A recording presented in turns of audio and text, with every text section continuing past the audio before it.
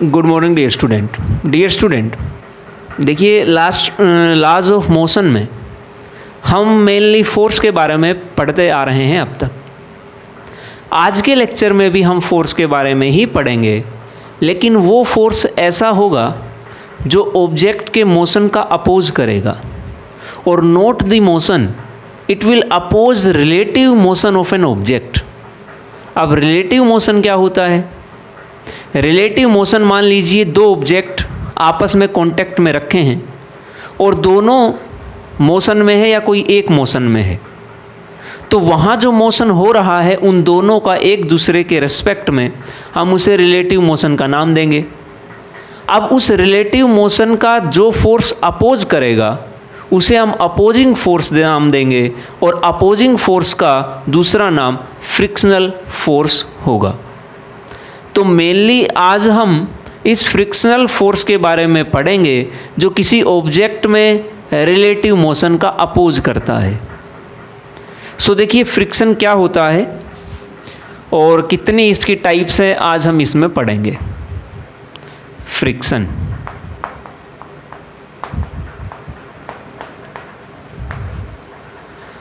भाई मान लो कि एक सरफेस है, एक टेबल है, उस टेबल पे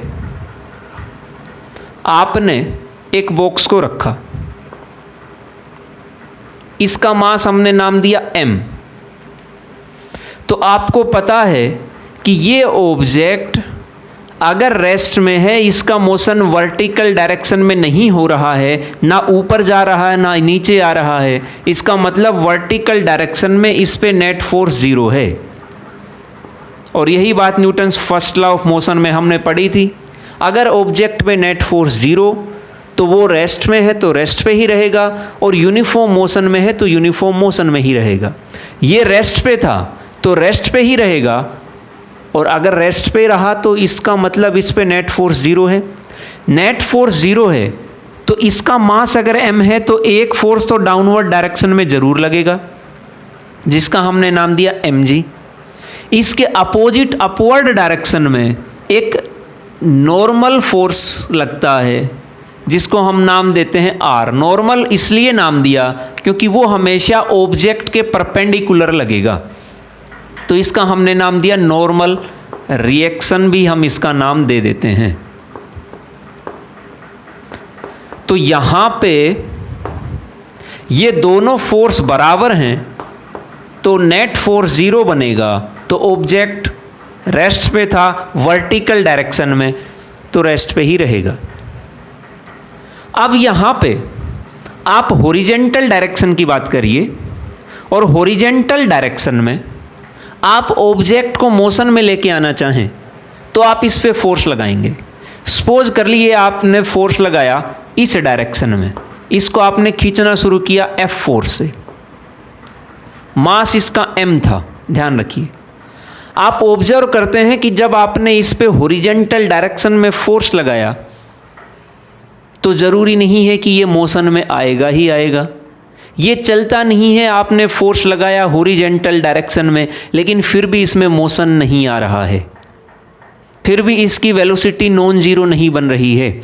लेकिन आप देखिए वर्टिकल डायरेक्शन में तो नेट फोर्स 0 हो रहा था, हॉरिजेंटल डायरेक्शन में तो नेट फोर्स 0 नहीं हो रहा, क्योंकि आपने फोर्स लगाया ही F है। F फोर्स लगाया तो फोर्स और एक्सेलरेशन में रिलेशन होती है mass into acceleration. Acceleration equals to F upon m। आप देखिए फोर्स भी नॉन जीरो है, मास भी नॉन जीरो है, तो एक्सेलरेशन भी नॉन जीरो आनी चाहिए थी, but acceleration is not non zero, acceleration is 0। Acceleration 0 अब कैसे आ सकती है? एक्सेलरेशन 0 तब आ सकती है जब F नेट, जो टोटल फोर्स उस ऑब्जेक्ट पे लग रहा है, वो 0 बनना चाहिए। अब वो 0 कैसे बनेगा? हमने तो हॉरिजेंटल डायरेक्शन में सिर्फ ये फोर्स लगाया है और ये फोर्स तो नॉन जीरो है, 0 तो नहीं बन रहा।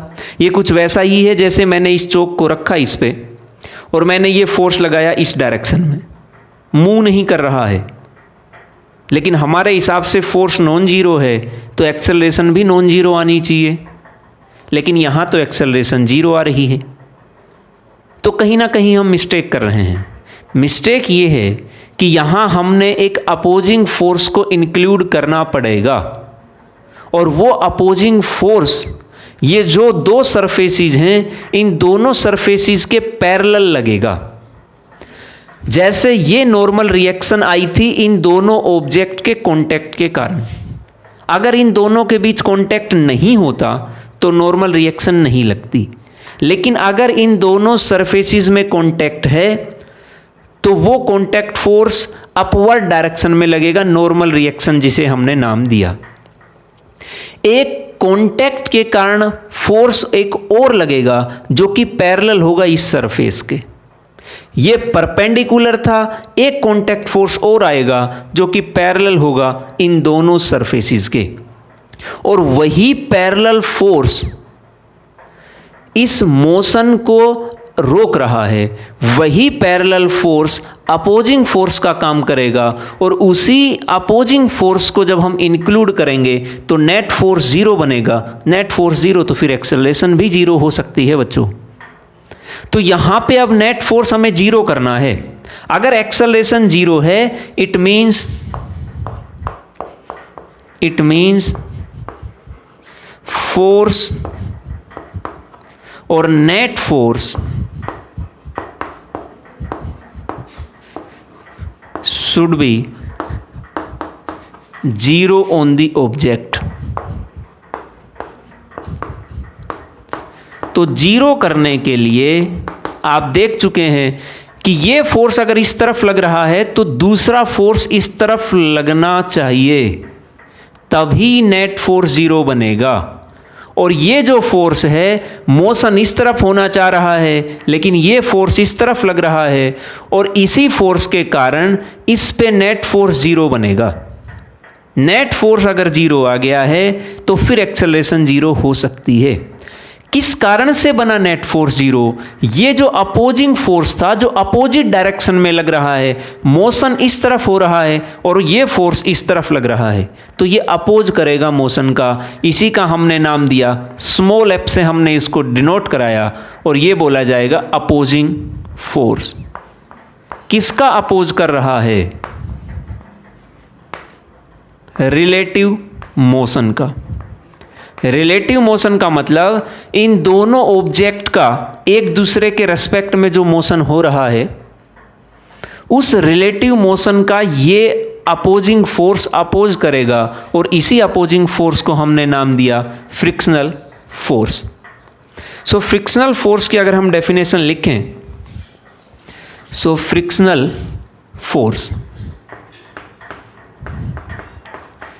फ्रिक्शनल फोर्स, पहली बात तो ये भी एक कांटेक्ट फोर्स है। अगर इन दोनों सरफेसेस के बीच कांटेक्ट है तो एक फोर्स लगेगा कांटेक्ट के कारण परपेंडिकुलर डायरेक्शन में, जिसको हमने नाम दिया नॉर्मल रिएक्शन। पहले लेक्चर्स में हम इसके बारे में पढ़ चुके हैं। दूसरा, इन दोनों सरफेसेस में कांटेक्ट के कारण जो फोर्स आएगा उसको हमने नाम दिया अपोजिंग फोर्स, और वो पैरेलल है।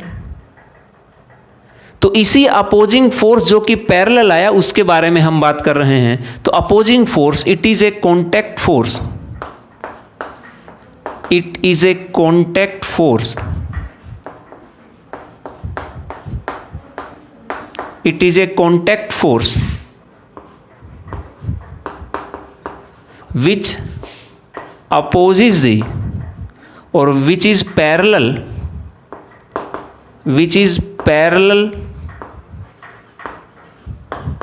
और which is along the surface, इसमें ये लिख लीजिए which is along the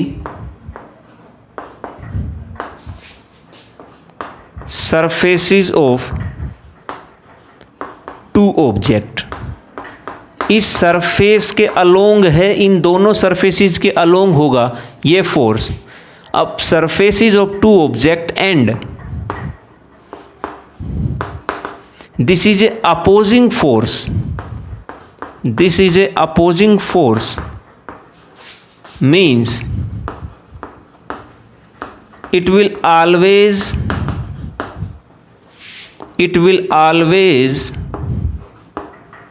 oppose the relative motion,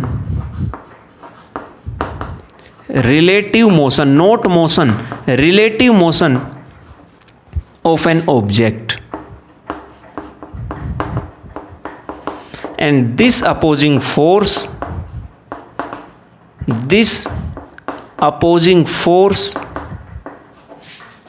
is known as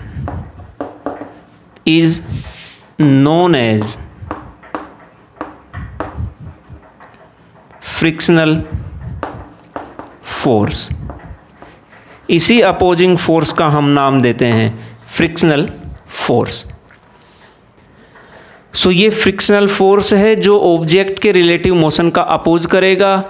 उसी फ्रिक्शनल फोर्स के कारण जब हम किसी ऑब्जेक्ट पे फोर्स लगाते हैं तो हम देखते हैं कि हर फोर्स पे ऑब्जेक्ट मोशन में नहीं आता। जैसे कोई ऑब्जेक्ट है, आप उस पे फोर्स लगाएं, ज़रूरी नहीं है कि आप फोर्स लगाएं तो वो मूव करने लगेगा, लेकिन आप तो फोर्स लगा रहे हैं।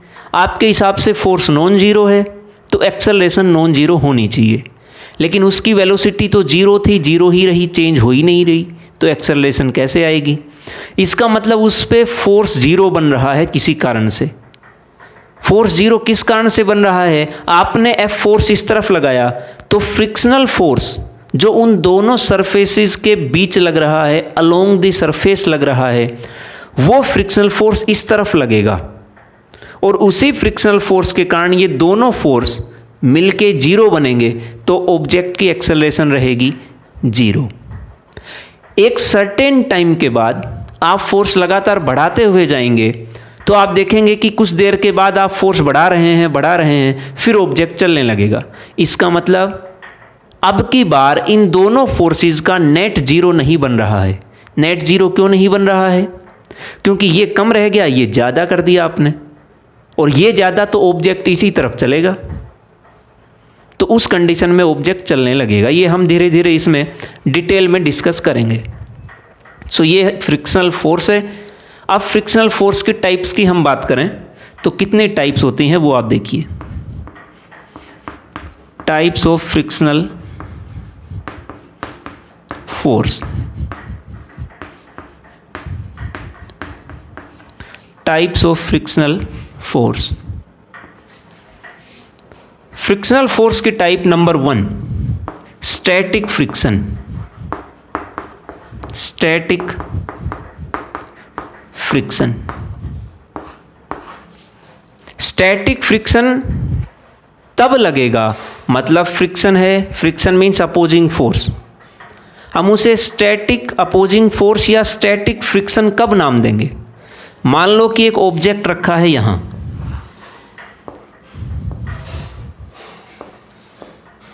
और आपने इस ऑब्जेक्ट पे फोर्स लगाया इस तरफ, आपने 1 न्यूटन फोर्स लगाया,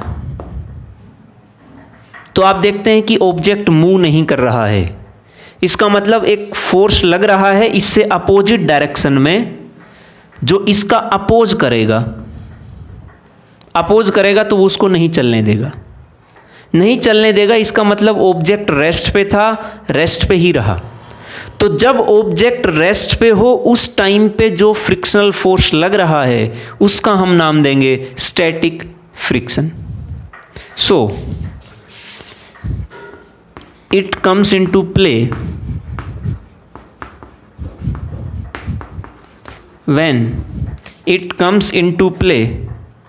when object is not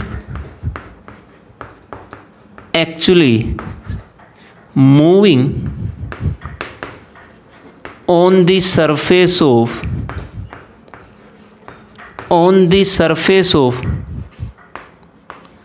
another object।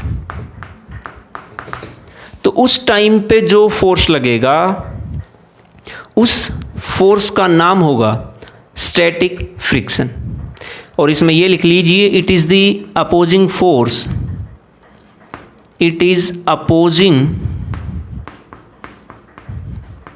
force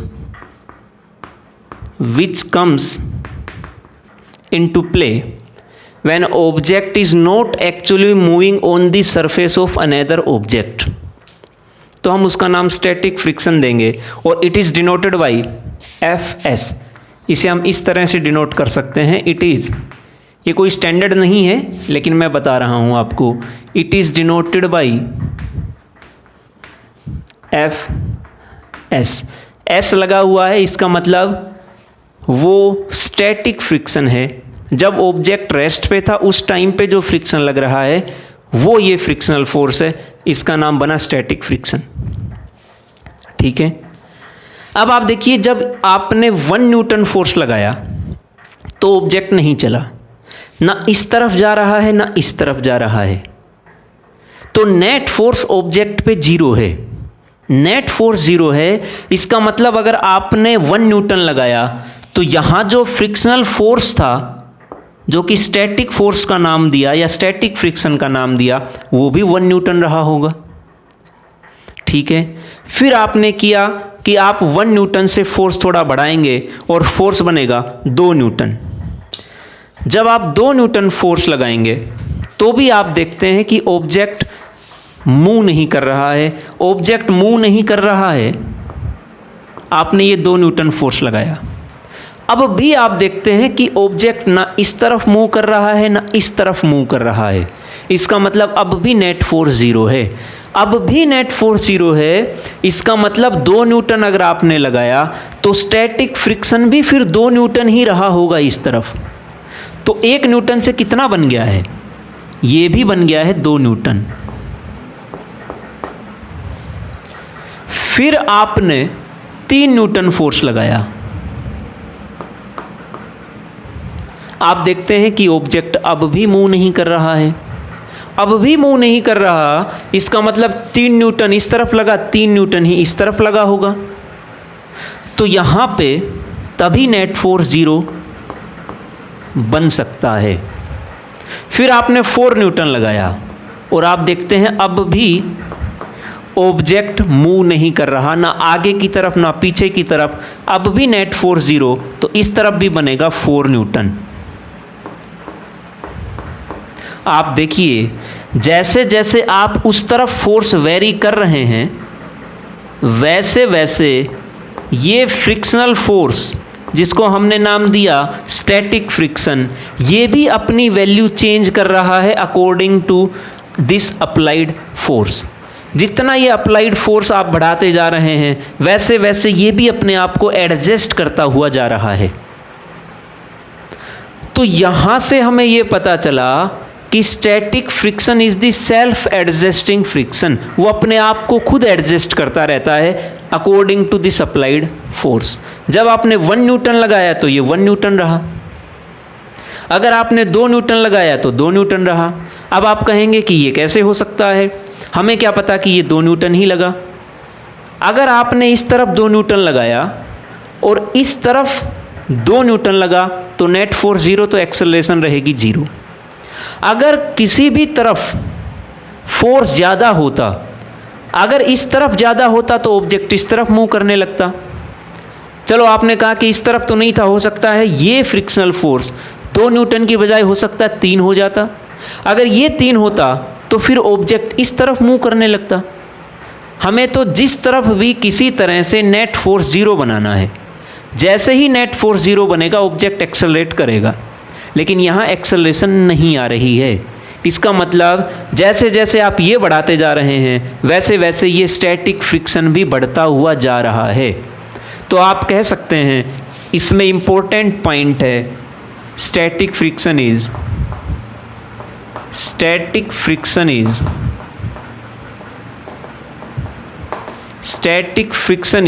self adjusting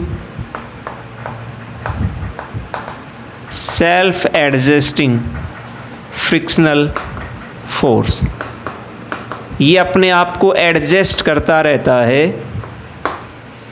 time के साथ। ठीक है, अब जैसे ही आपने 4 न्यूटन आप पहुंच गए थे, जैसे ही आप 5 न्यूटन फोर्स लगाते हैं तो आप देखते हैं कि ऑब्जेक्ट सडनली मूव करने लगता है, और मूव करने लगेगा ऑब्जेक्ट इस डायरेक्शन में। इस डायरेक्शन में फोर्स मूव करने लगा, इसका मतलब ये फोर्स ज़्यादा है और इस तरफ जो अपोजिंग फोर्स था वो कम रह गया है। 4 न्यूटन तक तो आप देख चुके थे बराबर है। जैसे ही आपने 5 न्यूटन लगाया तो नेट फोर्स नॉन जीरो, तो एक्सेलरेशन नॉन जीरो। तो ऑब्वियसली इस तरफ फोर्स कम रहा होगा। अगर इस तरफ ज़्यादा होता तो इस तरफ मूव करता, इस तरफ ज़्यादा तो इस तरफ मूव करेगा। तो हमने इस तरफ 5 न्यूटन लगाया तो ऑब्जेक्ट मूव करने लगा। तो यहाँ पे हमें ये पता चला कि जो फ्रिक्शनल फोर्स था वो 4 न्यूटन तक तो लग रहा था। 4 न्यूटन के बाद अब वो फ्रिक्शनल फोर्स और नहीं बढ़ रहा है। मैक्सिमम ये 4 न्यूटन तक पहुंचा, उसके बाद आगे नहीं बढ़ा। 4 न्यूटन के बाद जैसे ही आप थोड़ा सा फोर्स और बढ़ाएंगे, ऑब्जेक्ट मूव करने लगेगा। तो ये जो मैक्सिमम फोर्स आ रहा है, this maximum frictional force, this is known as limiting friction. इसको हम इसकी दूसरे टाइप भी नाम दे सकते हैं। सेकंड टाइप इसकी रहेगी limiting friction.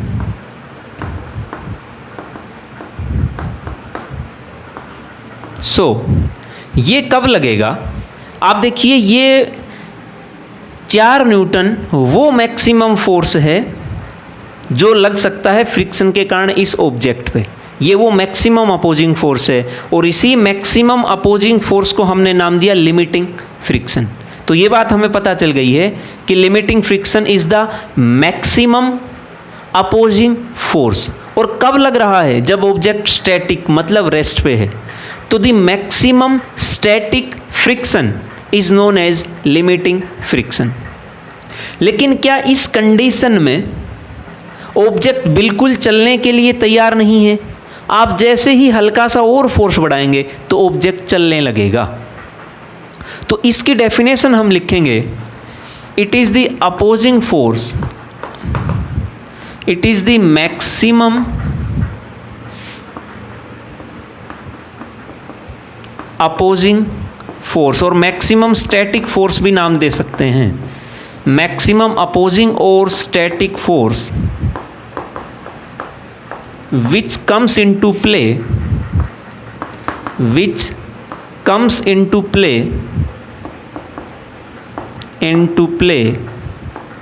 when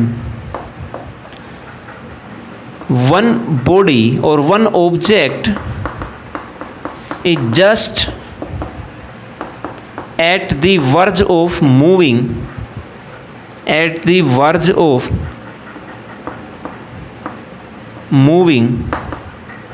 on the surface of another object।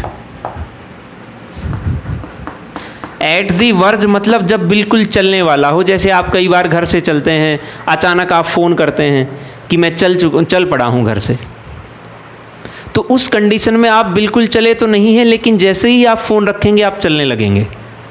तो यहाँ भी कुछ वैसा ही है। ये अपोजिंग फोर्स था, मैक्सिमम अपोजिंग फोर्स था। इसके बाद आप जैसे ही थोड़ा सा फोर्स बढ़ाएंगे तो ऑब्जेक्ट चलने लगेगा। तो इसीलिए हमने इसका नाम दिया कि जब बिल्कुल चलने के लिए तैयार हो, उस टाइम पे जो मैक्सिमम चलने के लिए तैयार है, चला नहीं है, ये ध्यान रखिए। तो उस टाइम पे जो मैक्सिमम फोर्स लगेगा उसी का नाम है लिमिटिंग फोर्स। तो इसको हमने नाम दिया लिमिटिंग फोर्स, और इसको हम डिनोट कराएंगे FL से। It is denoted by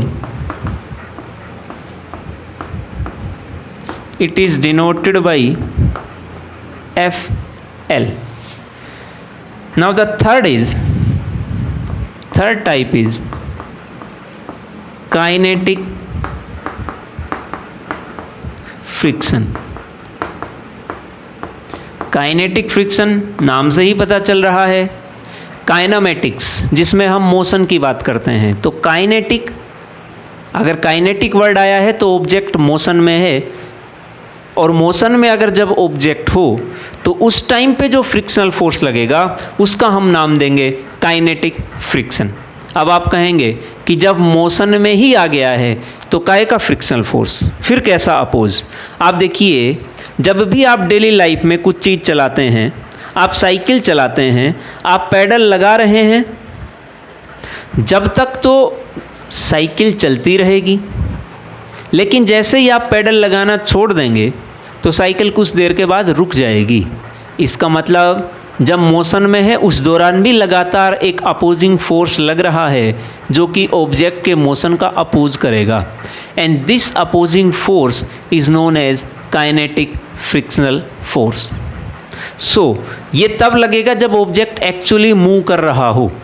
so this is the frictional force, this is frictional force, this is frictional force which comes into play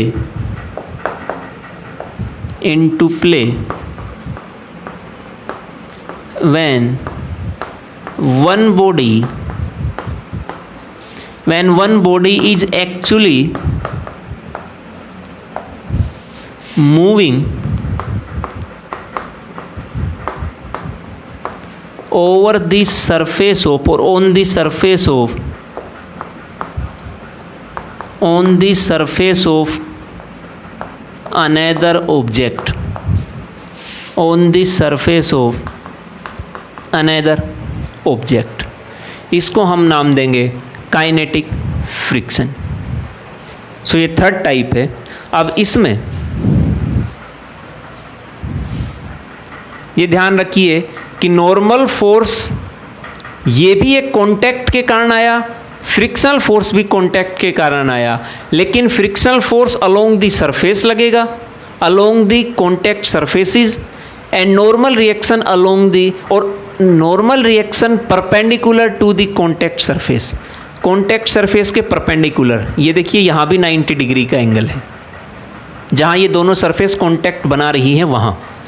तो ये दोनों कांटेक्ट फोर्स हैं, बस एक परपेंडिकुलर लगेगा और एक अलोंग दी सरफेस। सो यहाँ पे अब काइनेटिक फ्रिक्शन जो है वो काइनेटिक फ्रिक्शन स्टैटिक फ्रिक्शन से कम वैल्यू रखेगा। ये जो स्टैटिक फ्रिक्शन या लिमिटिंग फ्रिक्शन, लिमिटिंग भी एक स्टैटिक ही फ्रिक्शन है, बस मैक्सिमम स्टैटिक फ्रिक्शन को हमने नया नाम दे दिया लिमिटिंग फ्रिक्शन। सो ध्यान रखिए कि आपको नहीं लगता कि जब 4 न्यूटन फोर्स था तो ये मैक्सिमम था, उसके बाद जैसे ही आपने थोड़ा और फोर्स बढ़ाया तो ऑब्जेक्ट मोशन में आया।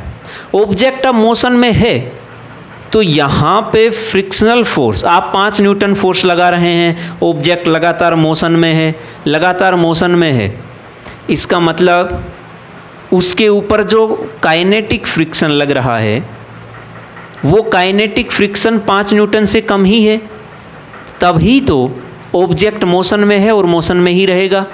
अगर वो काइनेटिक फ्रिक्शन 5 न्यूटन हो गया तो आप 5 ही लगा रहे हैं, 5 वो भी हो गया तो फिर 0 बनेगा, फिर ऑब्जेक्ट मोशन में नहीं रह सकता, रेस्ट में आएगा। लेकिन ऑब्जेक्ट लगातार मोशन में है, इसका मतलब 5 न्यूटन से कम रहेगा आपका काइनेटिक फ्रिक्शन। तो काइनेटिक फ्रिक्शन हमेशा, ये जो लिमिटिंग फ्रिक्शन है, ये जो 4 न्यूटन जो मैक्सिमम स्टैटिक फ्रिक्शन है उससे हमेशा कम रहेगा। सो इसमें हम ये पॉइंट लिख सकते हैं, kinetic friction is always less than limiting friction. Kinetic friction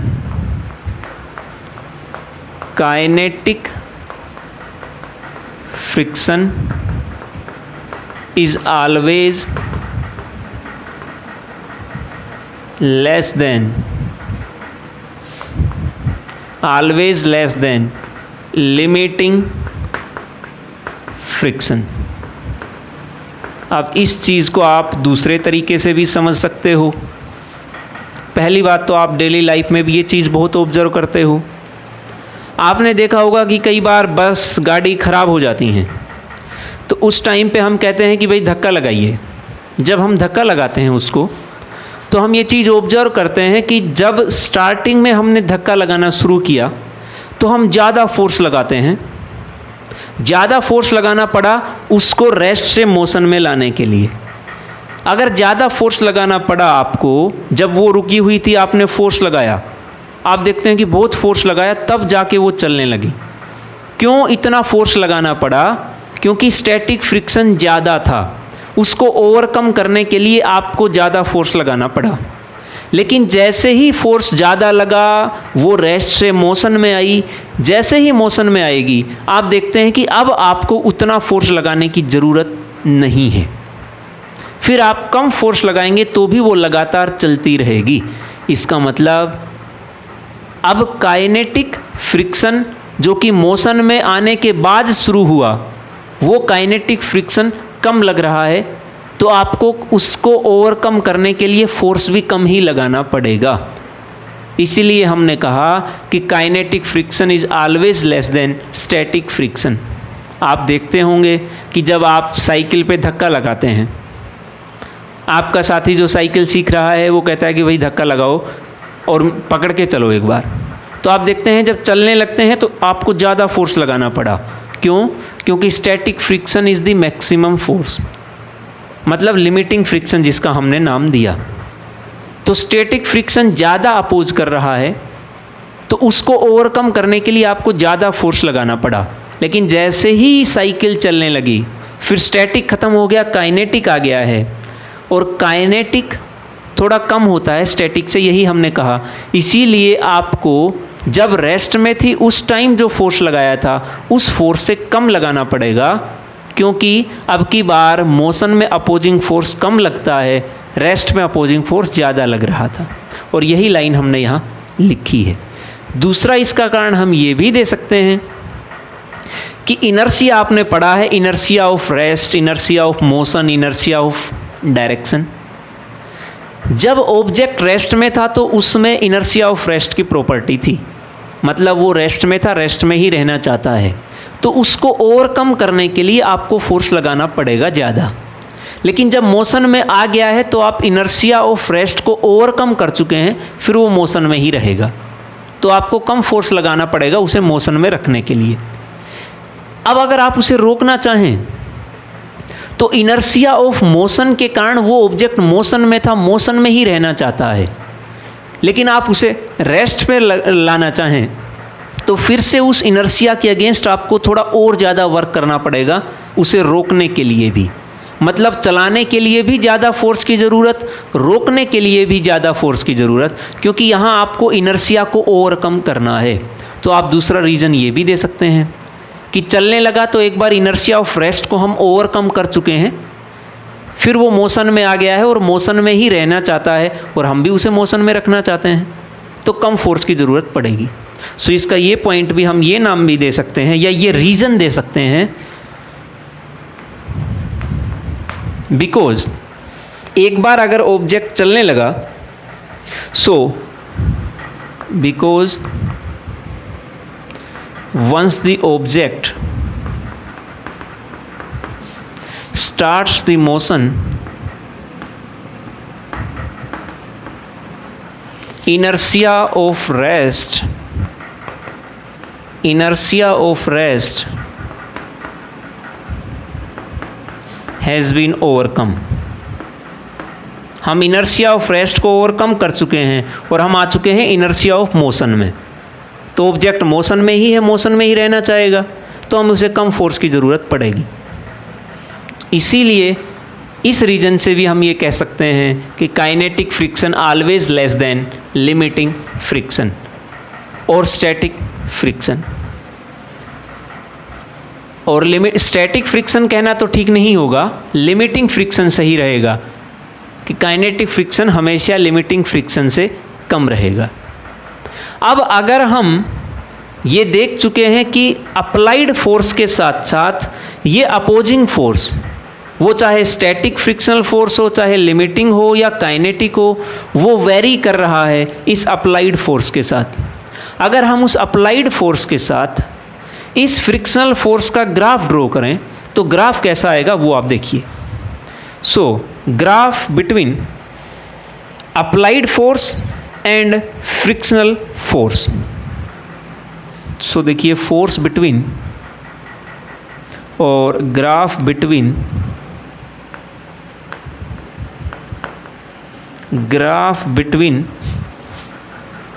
applied force, क्योंकि अप्लाइड फोर्स के साथ फ्रिक्शनल फोर्स वेरी कर रहा है इसीलिए हम ग्राफ ड्रॉ करेंगे, एंड फ्रिक्शनल फोर्स।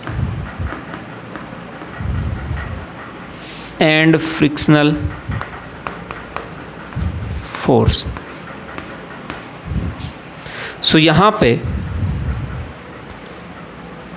हम ग्राफ ड्रॉ करेंगे। ये दो एक्सिस हमने मान लिए हैं। इस एक्सिस के अलोंग हमने कहा कि अप्लाइड फोर्स होगा, इसके अलोंग अप्लाइड फोर्स, और इसके अलोंग हमने नाम दिया फ्रिक्शनल फोर्स।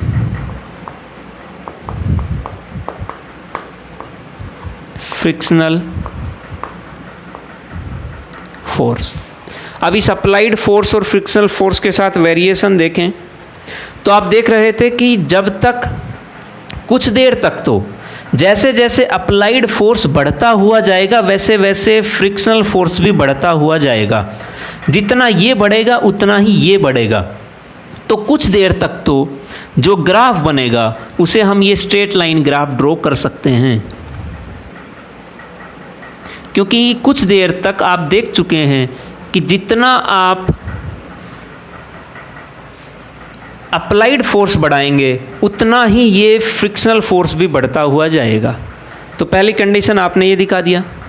फिर कुछ देर के बाद आप देखते हैं कि एक टाइम पे जाके ये फ्रिक्शनल फोर्स तो नहीं बढ़ेगा, अप्लाइड फोर्स आप बढ़ाएंगे तो वो बढ़ता रहेगा लेकिन फ्रिक्शनल फोर्स नहीं बढ़ेगा। तो उस कंडीशन में आप देखिए क्या होगा। यहाँ पे जो ग्राफ हम ड्रॉ करेंगे वो ग्राफ आएगा कुछ इस तरह से। अब इस ग्राफ में क्या रहा आप देखिए, ये जो फोर्स है आप देखिए this is the maximum frictional force, और इस मैक्सिमम फ्रिक्शनल फोर्स का हम नाम देते हैं लिमिटिंग फ्रिक्शन, और इस लिमिटिंग फ्रिक्शन से नीचे जो रहा उसका हम नाम देंगे स्टैटिक फ्रिक्शन। और यहाँ पे उस फ्रिक्शनल फोर्स जो कि मैक्सिमम था जिसे लिमिटिंग फ्रिक्शन का नाम दिया, उसके बाद अगर आप देखते हैं तो फ्रिक्शनल फोर्स नहीं बढ़ रहा है बल्कि कम ही होगा। यही हमने कहा था kinetic friction always less than limiting friction. आप देखिए ये पॉइंट पे जो फोर्स लाई कर रहा है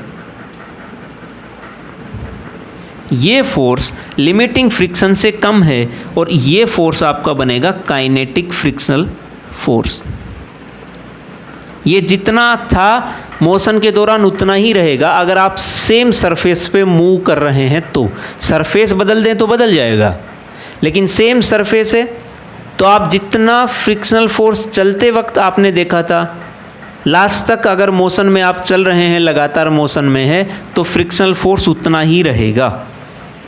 सो ये वेरिएशन है फ्रिक्शनल फोर्स का अप्लाइड फोर्स के साथ। सो ये था फ्रिक्शनल फोर्स और इसके टाइप्स। अभी काइनेटिक फ्रिक्शन को भी हम दो टाइप्स में डिवाइड कर सकते हैं, स्लाइडिंग फ्रिक्शन और रोलिंग फ्रिक्शन। जब एक दूसरी सरफेस पे स्लाइड करते हुए जाएं, स्लिप करते हुए जाएं, तो हम उसको स्लाइडिंग फ्रिक्शन नाम देंगे। और जब रोल करता हुआ जाएगा, जैसे टायर गाड़ी के रोल करता हुआ आगे बढ़ता है सड़क पे, रोड पे, तो वहाँ उस टायर और रोड के बीच जो फ्रिक्शन आ रहा है उसका नाम होगा रोलिंग फ्रिक्शन। और अगर हम किसी चीज़ को खींचते हुए लाएं तो वहाँ जो फ्रिक्शन होगा है तो काइनेटिक फ्रिक्शन ही, लेकिन हमने उसको टाइप्स में डिवाइड कर दिया, उसको हम नाम देंगे स्लाइडिंग फ्रिक्शन। सो ये टाइप्स हैं और ये फ्रिक्शन था इसके टाइप्स हैं। इसको करिए, नेक्स्ट लेक्चर में इसके बारे में अभी बात करेंगे। साथ साथ अपनी फेयर नोटबुक में नोट्स बनाते रहिए। मिलते हैं नेक्स्ट लेक्चर में। Thank you.